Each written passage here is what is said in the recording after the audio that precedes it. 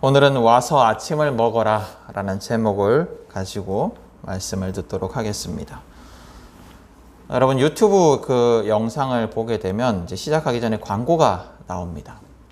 얼마 전에 제가 그 광고를 보는데 굉장히 끔찍한 광고를 봤어요. 정확한 문장이 기억나지는 않지만 가난은 죄다 라는 내용이었습니다. 무슨 내용이었냐면 고도 성장을 하고 있는 우리나라 같은 나라에서 부자가 되지 못하고 가난한 것은 자기의 책임이다. 그리고 자기의 책임을 넘어서 죄다 라는 그 메시지였습니다. 아마 성공학이나 부자가 되는 법에 대한 책 내지는 강의를 광고하는 것 같았습니다. 저는 그 짧은 광고를 잠시 보면서 5초인가 이렇게 보니까요. 10초인가 5초인가 보니까요. 그 짧은 광고를 잠시 보면서 굉장히 끔찍했습니다. 어떻게 저런 말을 아무렇지도 않게 확신을 가지고 할 수 있을까? 그런데 제가 보기에는 끔찍해 보이는 이런 메시지에 대해서 어느 정도는 많은 사람들이 동의하는 것 같습니다. 가난의 책임은 개인에게 있다. 우리 사회의 공평과 공정에 대한 의견들을 보면 많은 사람들이 그렇게 생각하는 것 같아요. 88만 원 세대라는 책 제목 혹시 들어보신 적 있으신가요? 그 책을 공저한 박권일이라는 사람이 쓴 한국의 능력주의라는 책이 있습니다. 저는 이 책을 읽으면서 앞서 말씀드린 광고가 우리 사회에서 많은 사람들의 호응을 얻겠구나라는 생각이 들었습니다. 이 책은 우리 사회를 한 문장으로 설명을 하고 있어요.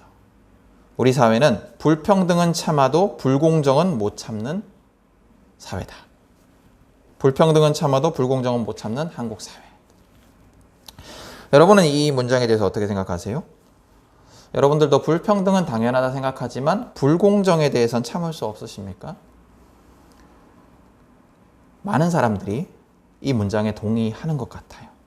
우리 사회에 일어난 여러 가지 사회적 이슈들을 보면 그렇습니다.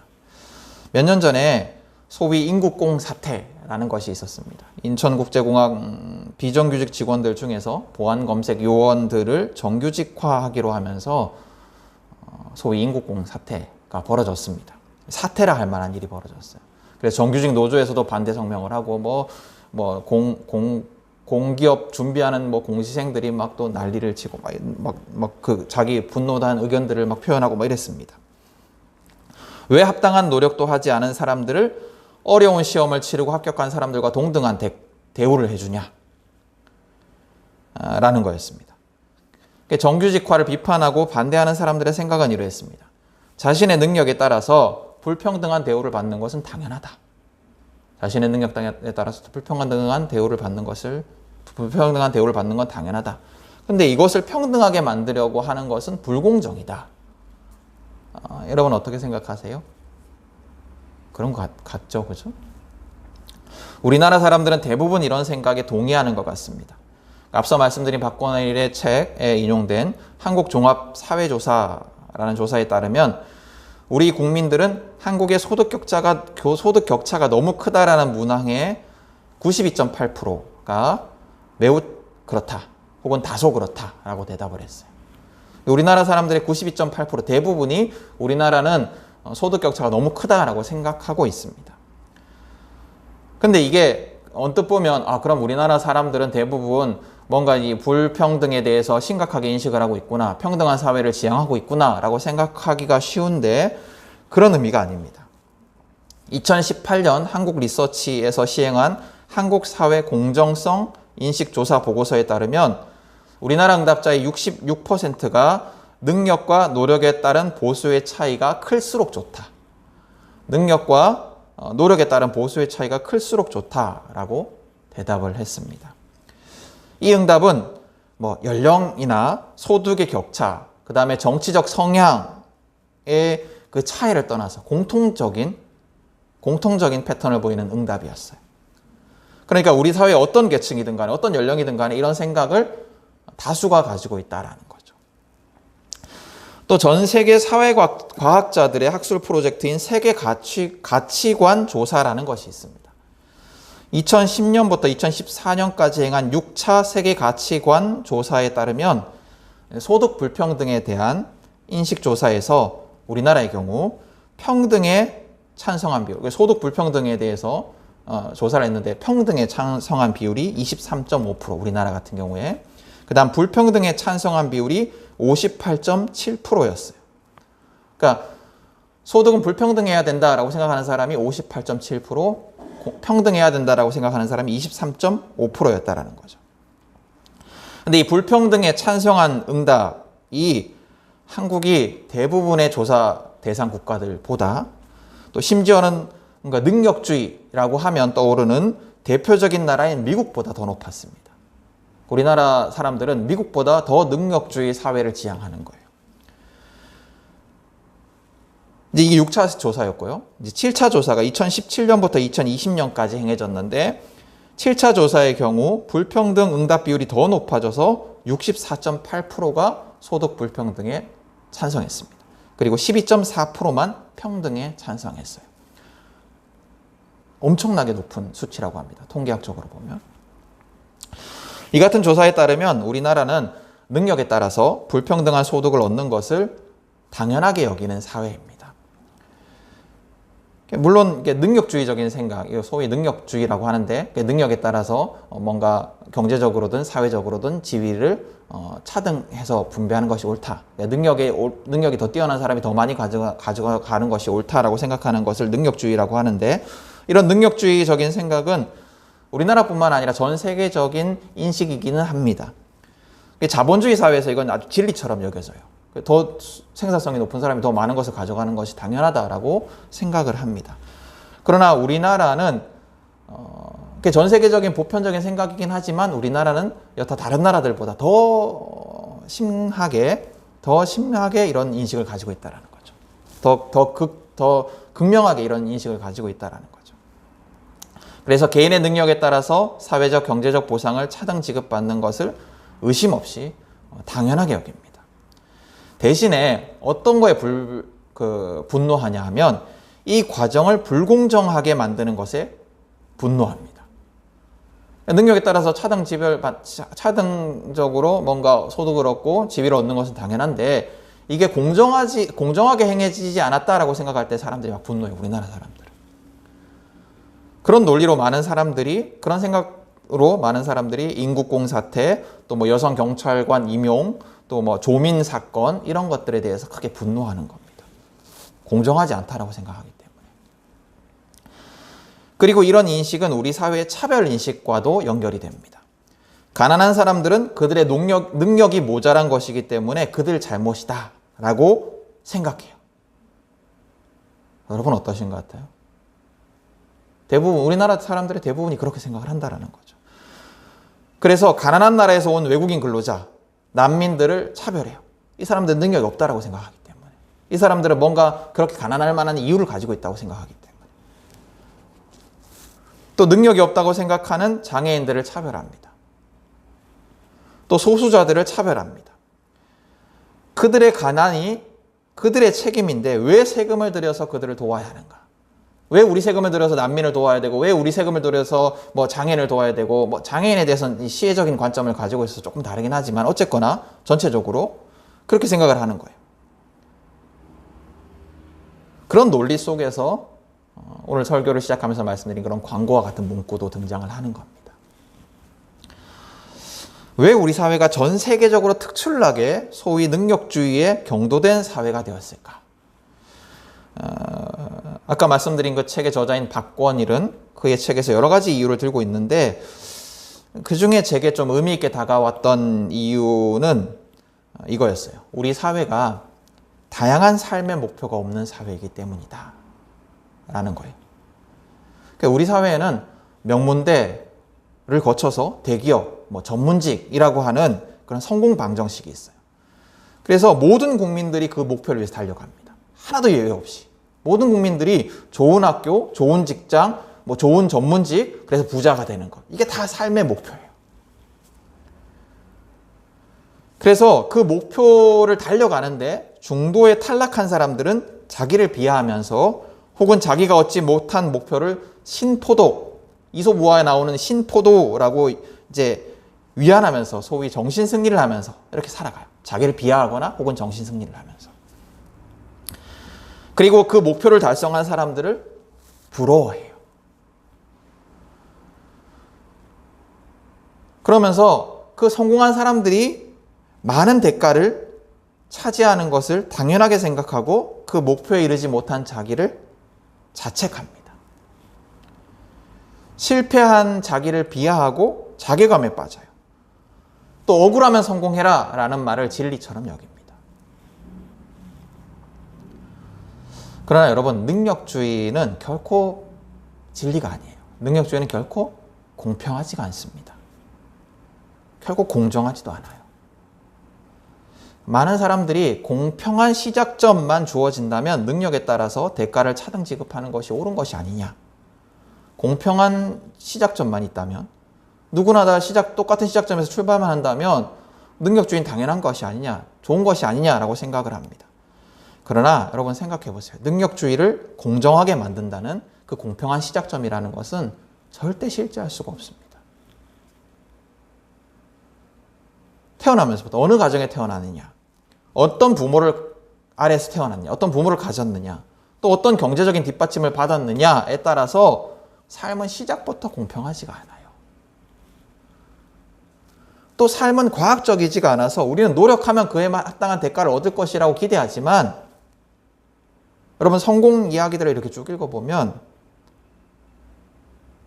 전혀 공정해 보이지 않는 운에 따라서 많이 좌우되는 것도 발견하게 돼요. 운이 좋게, 시기를 잘 맞아서, 운이 좋게 어떤 사람을 만나서. 또 여러분, 만약 공평한 시작점이 가능하다 하더라도, 실제로 불가능하지만 만약 공평한 시작점이 가능하다 하더라도 능력주의는 공정할 수가 없습니다. 왜냐하면 개개인이 가지고 태어나는 능력, 태어나면서부터 가지고 있는 체력, 체격, 그 다음 지력, 성격, 이런 것들도 여러분 생각을 해보시면 공평하지가 않아요.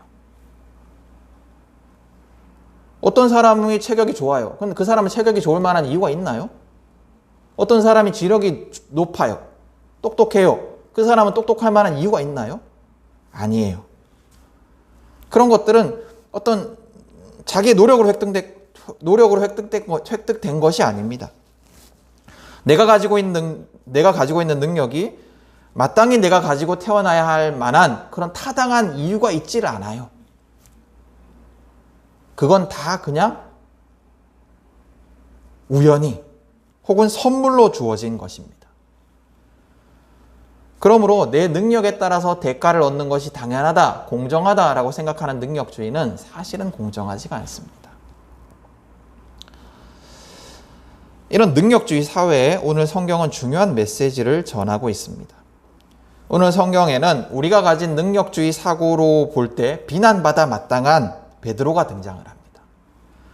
그는 3번이나 예수님을 부인하고 배반한 사람이에요. 그는 실패했어요. 그의 잘못으로 실패했어요. 실패의 이유는 그에게 있었습니다. 능력주의 사고로 볼 때. 그는 비난받아 마땅했습니다. 그는 그에 맞는 어떤 처벌을 받아야 했어요. 그가 실패한 것은 다 그의 탓이었어요. 그러나 그런 그에게 예수님이 찾아오셔서 그를 아무 말 없이, 아무것도 요구하지 않으시고 용서하십니다. 오늘 성경을 보면 베드로와 제자들 중에 일부는 예수님의 죽음 이후에 다시 예전에 그들의 생업의 현장으로 돌아갑니다. 물고기를 잡으러 간 거예요. 그 물고기를 잡으러 간 그들에게 부활의 주님이 찾아오십니다. 오늘 성경이 기록하고 있는 밤새 고기를 잡지 못하는 제자들, 또 다른 곳에 그물을 던지라고 명령하시는 예수님, 또 그물이 찢어지도록 낚인 물고기 같은 장면들은 분명하게 예수님이 제자들을 처음 만나시던 장면을 떠올리게 합니다. 너무 익숙하죠, 그죠? 봤던 장면이에요. 제자들을 처음 부르시고 세우셨던 그 장면을 생각나게 합니다. 부활의 주님은 예수님의 죽음으로 좌절하고 낙심한 그들, 또 예수님을 배반하여서 다 도망간 그들, 실패한 그들에게 과거의 사건을 재현시키시면서 다시 제자로 세우십니다. 그들에게 실패의 책임을 물으시는 것이 아니라, 그들을 비난하는 것이 아니라 그들을 위로하시고 회복시키십니다. 이 회복의 이야기의 정점에 베드로가 있습니다. 다른 제자들도 모두 예수님을 배반하였지만, 다 도망갔으니까요. 다 배반하였지만 베드로는 예수님을 3번이나, 여러 사람들 앞에서 3번이나 부인하는 분명하고 극적인 배반을 합니다. 분명하고 극적인 실패를 해요. 그래서 베드로에게는 죄책감과 수치심이 가득했을 거예요. 아무리 낙천적인 사람이라 하더라도 그 안에 아주 막 그 죄책감, 내가 이런 짓을 저질렀구나, 죄책감과 수치심이 가득했을 것입니다. 후대의 사람들이 우리가 예수님의 수제자라고 칭할 정도로 예수님과 늘 가까이 있었던, 누구보다도 친밀했던 제자인 그가 예수님을 가장 크게 배반한 거예요. 능력주의 가치관으로 볼 때 이 사람은 연민 받을 필요 없어요. 당연한 거예요. 그냥 그 실패한 자로서 살아야 해요. 그의 죄예요. 그의 행동에 걸맞게 죄책감을 느끼고 실패의 삶을 살아가는 것이 당연합니다. 그는 그의 행동에 마땅한 대가를 치러야 돼요. 능력주의 사고로 볼 때. 그의 실패는 온전히 그의 책임이기 때문에. 그렇죠?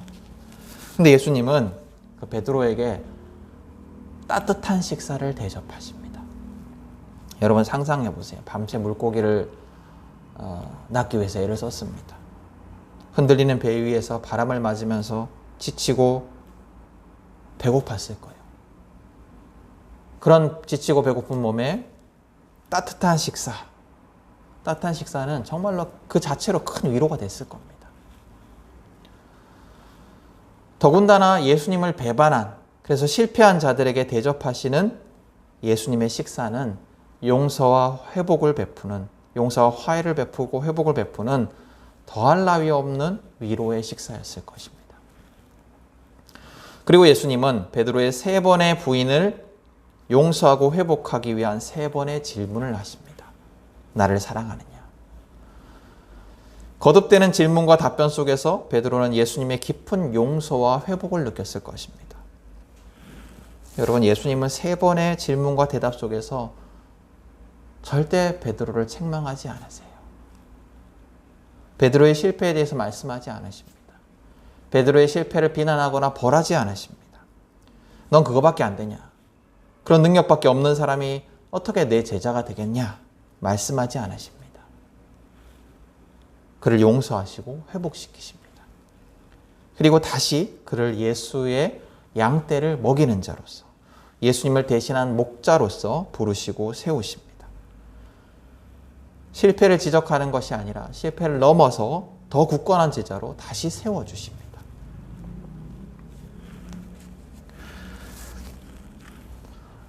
여러분, 우리가 살아가는 세상은, 그리고 우리는 성공의 이유도 개인에게 찾고 실패의 이유도 개인에게 찾습니다.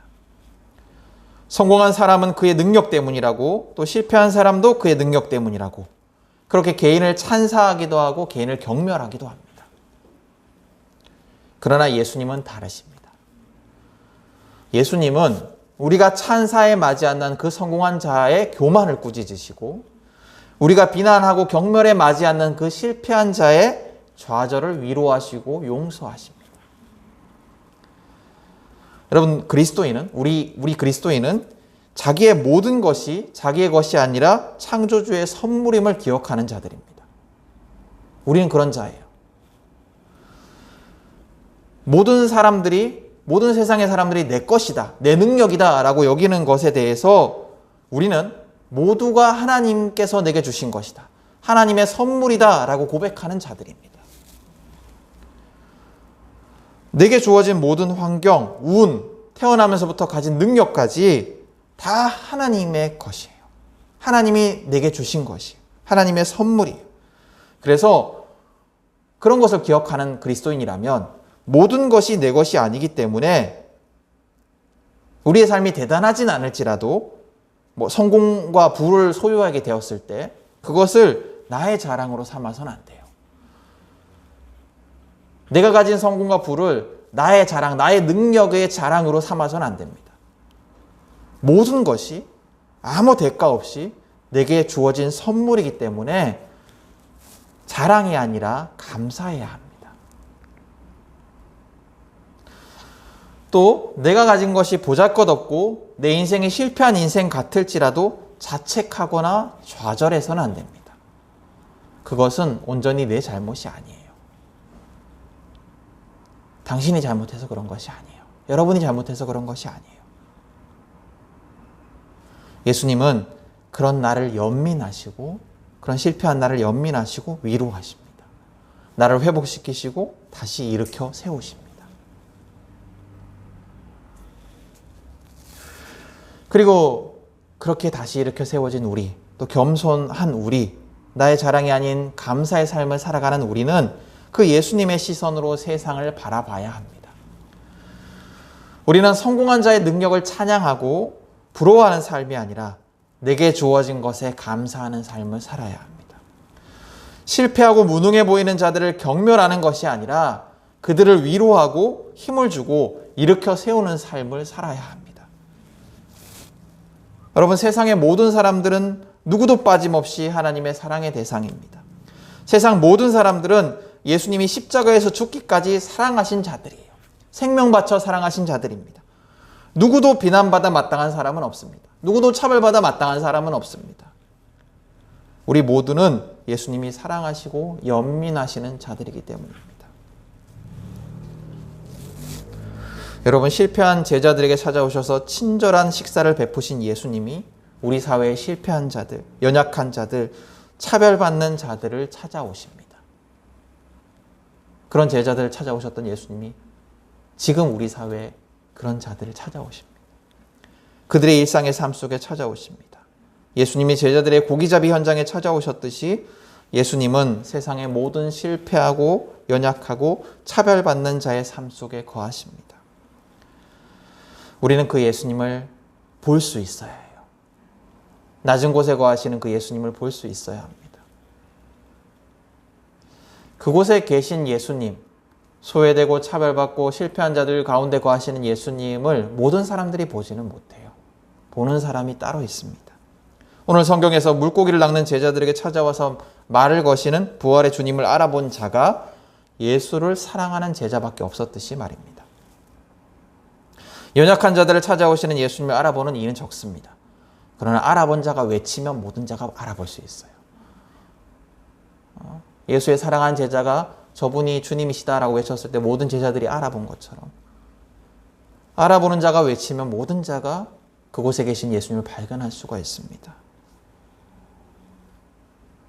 우리가 그 부활의 주님을 알아보는 자가 되어야 합니다. 그리고 외치는 자가 되어야 합니다. 부활의 주님을 알아본다는 것은 그곳에서 그 차별받는 자, 실패한 자, 소외된 자들이 거하는 그곳에서 부활의 주님과 함께 한다는 의미입니다. 실패한 제자들을 위해서 예수가 숯불을 피우고 빵과 고기를 구워 주었듯이 우리는 부활하신 예수님과 함께, 부활하신 주님과 함께 실패한 자, 연약한 자, 차별받는 자를 섬기는 삶, 그들과 함께하는 삶을 살아야 합니다. 그것이 예수님의 사랑으로 구원받은 우리가 마땅히 살아야 하는 삶입니다. 저곳에 예수가 있다라고 외치는 삶을 우리가 살아야 합니다. 여러분 다 아시다시피 저는 신장 이식을 했어요. 그래서 내부 장기 장애를 가지고 있습니다. 장애인이죠. 제가 정보를 얻고 있는 그 신장 질환에 관련된 커뮤니티가 있어요. 얼마 전에 그곳에서 끔찍한 글 하나를 봤습니다. 신장 장애를 가지고 계시는 분들 중에서 투석을 하시는 분의 경우에 중증 장애로 봐서 등록 차량을 장애인 구역에 주차할 수 있게 해줍니다. 저는 안 되는데요. 투석을 하시는 분은 됩니다. 근데 그 커뮤니티에 하반신 장애를 가지고 있는 데다 신장 장애를 가지고 있는 그런 이제 회원이 이런 대화를 하다 이런 글을 올렸던 것 같아요. 이제 투석을 하더라도 보행이 가능하면 장애 주차 구역에 주차를 하지 않았으면 좋겠다. 그걸 두고 이제 설왕설래가 있었습니다. 투석을 하는 경우에 왜 그것이 가능하게 했냐면 병원 치료를 받고 나면 기운이 없어서 보행에 어려움을 겪는 사람들도 있고 그렇기 때문에 주어진 것이기 때문에 주어진 권리를 사용하는 것이 나쁜 것은 아닙니다. 그죠? 되도록 되어 있으니까요. 그래서 그렇게 하지 말았으면 좋겠다는 말을 듣고 기분이 나쁠 수도 있어요. 왜 나에게 주어진 권리를 제한하냐? 그리고 또 하반신 장애가 있는 사람 입장에서는 주차 자리가 없는데 보행이 불가능해 보이지 않는 사람이 주차가 가능하다고 해서 그곳에 주차하는 것이 좀 부당하게 느껴질 수도 있을 것 같아요. 자기는 정말로 더 불편한 사람이니까. 이제 그걸 두고 이제 의견을 나누는 것은 나쁜 거라고 생각하지 않습니다. 근데 그러다가 어떤 사람이 이런 글을 써놨어요. 배려를 자꾸 해주니 권리인 줄 안다. 당연한 듯 요구하지 마라. 저는 이 글이 되게 끔찍하게 느껴졌어요. 배려를 자꾸 해주니 권리인 줄 안다. 이 말이 어떤 때 자주 사용되냐면 비장애인들이 장애인의 권리를 제한하기를 주장하면서 또는 장애인의 권리를 보장해 주는 것이 엄청난 시혜를 베푸는 것처럼 여기면서 하는 말이기 때문이에요. 마치 그런 거죠. 이제 장애인 우리 얼마 전에 그 전장현에서 그 서울 지하철 시위를 했는데 장애인들을 위해서 이렇게 엘리베이터도 설치해주고 다 해줬는데 자꾸 배려해주니 이것들이 권리인 줄 알고 이렇게 시위까지 한다라고 얘기를 하는 거예요. 그러니까 비난을 하는 거죠. 근데 이게 이제 소위 착한 장애인이 되라는 거죠. 우리가 도와줄 테니까 너 거기 감사한 줄 알고 착하게 살아라라는 거죠. 거칠게 말하면 이런 거예요. 병신들이 불쌍해서 도와줬더니 당연한 듯 막 요구한다라는 거예요. 근데 이 말을 비장애인이 장애인에게 해도 끔찍한 이 말을 장애를 가진 사람이 더 심한 장애를 가진 사람에게 하는 거예요. 저는 이 글을 읽으면서 이런 마음이 느껴졌어요. 글쓴이의 마음이 이렇지 않았겠나라는 게 느껴졌어요. 나는 너보다 낫다. 나는 비록 투석은 하지만 걷지도 못하는 너보단 낫다. 비장애인이 장애인을 경멸하듯이 덜한 장애인이 더한 장애인을 경멸하는 것처럼 느껴졌습니다. 여러분, 인간이 이토록 끔찍해요. 어떻게든 서열을 정하고 나보다 능력이 떨어지는 자를 경멸하고 나보다 못한 자를 경멸하고 차별하는 것이 인간이에요. 그리고 나보다 조금이라도 나은 자를 부러워하고 그렇게 되기를 원하는 것이 우리 인간이에요. 철저하게 피라미드 사회를 지향하고 살아가는 것이 우리 인간이에요. 그래서 연고대학벌을 가진 사람은 서울대 출신들은 부러워하면서 자기보다 못한 대학의 사람들은 차별해요. 또 인서울학교 출신들은 스카이 출신들은 부러워하면서 지방대학생들을 경멸해요. 수성구의 신축 고가 아파트에 사는 사람들은 다른 지역 사람들에 대해서 우월감을 느끼고 다른 지역의 아파트에 사는 사람들은 수성구에 사는 사람들은 부러워하면서 임대 아파트 사람들을 경멸합니다. 인간이 그렇게 끔찍해요.